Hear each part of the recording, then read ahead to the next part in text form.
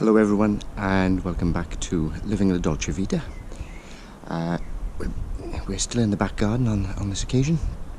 Not so sunny today, but I think the rain's going to hold off. So, you'll have just seen some time lapse of me putting some sealer down on the patio, etc.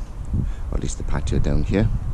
I've done this section as well and up here, but I was waiting for the battery on the camera to charge up enough so I could film some of it. So I couldn't film all of this, unfortunately. So, but you'll have seen me do this area. Yes. So the sealer I'm using is, if I can lift it up, it's Thompson's One Coat Patio and Block Paving Seal, clear. On this occasion, it says here, I think it goes off but in an hour, so it should be okay. The cost was around about £20 I think for that tin. Let me just check what the coverage is. It's actually it's more than enough for what I need. So let's have a look.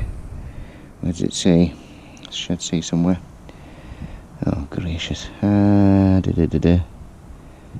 see. Anyway, use above 10 degrees it says, which it is. Hopefully. Wise precautions. Right. That's strange. It doesn't say how much it covers. It must do somewhere, surely. Oh, coverage. Well, yeah. How come I didn't see that early? I'm going blind. This 5 litre tin will cover about 30 metres squared. Is there a difference between metres squared or square metres? I don't know. In one coat, depending on the texture and type of surface you are coating. About 1 hour you can park. Dry time, about 1 hour. You can park your car on it after 24 hours. Well, I wouldn't be able to get my car in here, so I don't think that applies. Oh dear. Right, so anyway, I've done this.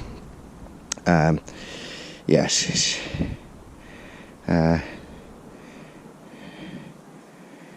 Right, now then, obviously I put it on with a 2-inch brush. Now, this area here I need to wash down with the cleaning fluid first, the acid, etc. before I do this. And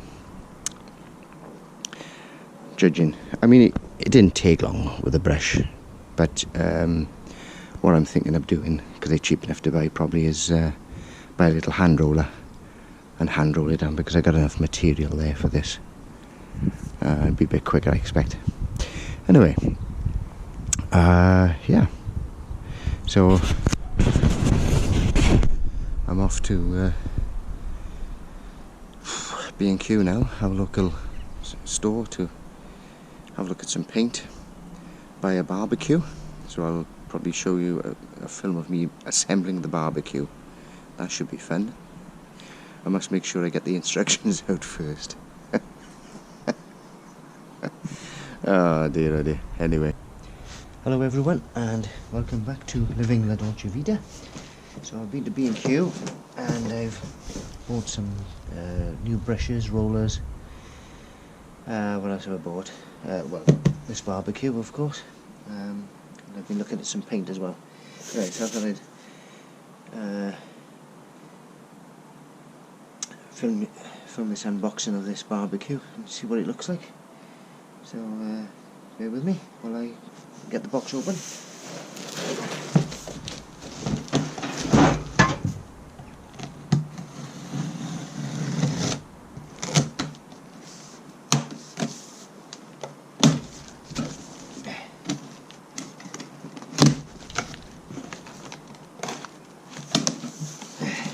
It's a non-expensive one. I think it was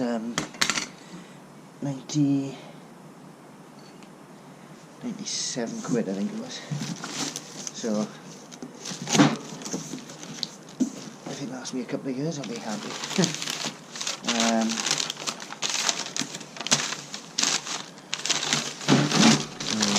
first thing to get out is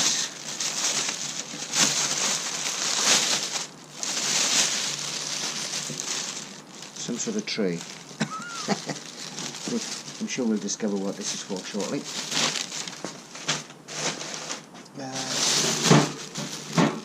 Oh, magic wand.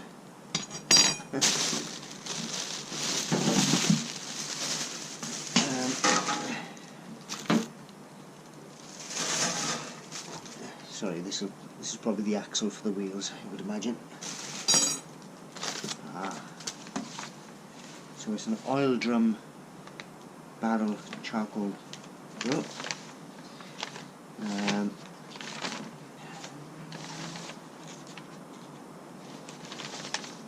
Where's the English on this one?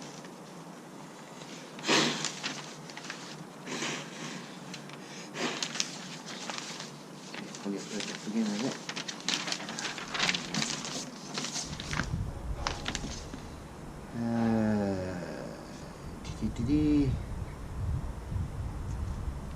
Yeah. Wheels.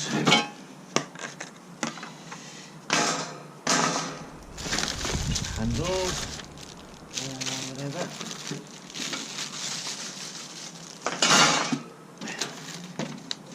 Instructions is what we need.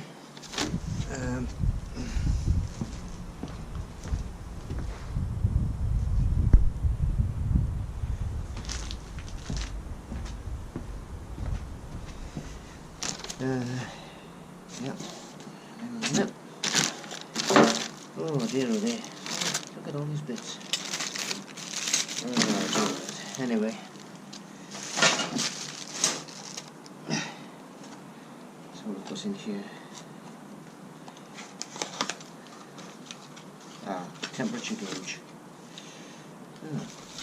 Yeah. I don't know why you need temperature gauge for barbecue. You just cook it until it's black, isn't it?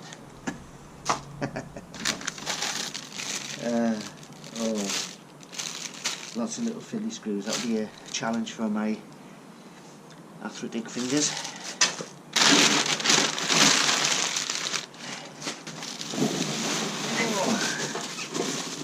This is the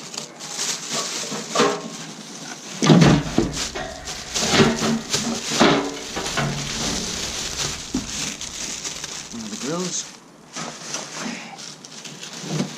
It's at the top or the bottom? I wonder.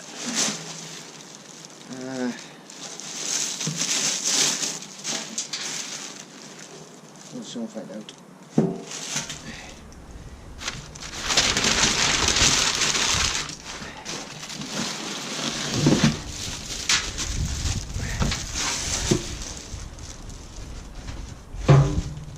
Crikey, how much stuff is in this?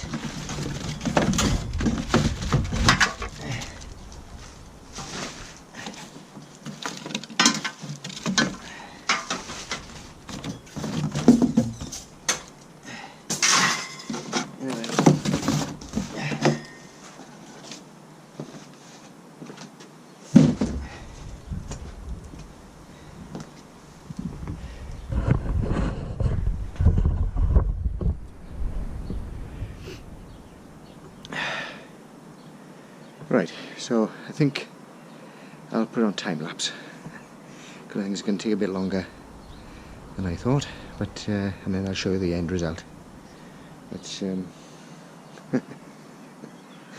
oh, gee whiz. There we are. Of course, typical. It's now all grey and cold. So cold I've got my fleece on. Unbelievable, isn't it?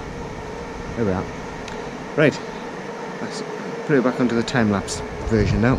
See you in a bit.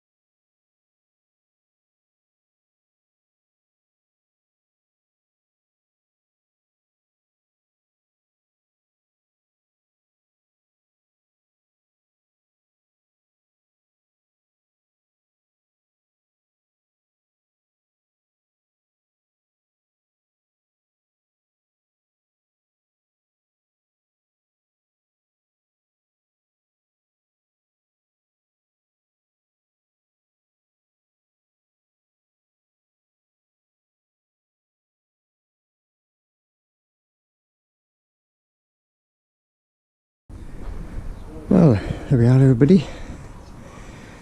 That's the oil drum style barbecue put together. So yes, I mean, I don't know how they do it for 90 odd quid. You know, it must be economies of scale, I suppose. But there we are. I mean, I know this is cheap old steel, and what's going to happen when it gets really hot, it's going to burn off. I know that. But heck, maybe later on I'll make a more robust version. I don't know. We'll see how it goes. See how it works out anyway. So it's not bad. Little tray there. Not quite sure what that's about. Whether that's well, actually, yes. So I'm assuming as that closes down, that you can put your meats on there, and it's slightly higher up. It levels out as you go down. Little handy little thermometer. So, my goodness, that was fiddly though, the screws and that, because I'm not very dexterous with my hands anymore. Bit of arthritis in the joints. So, there we are.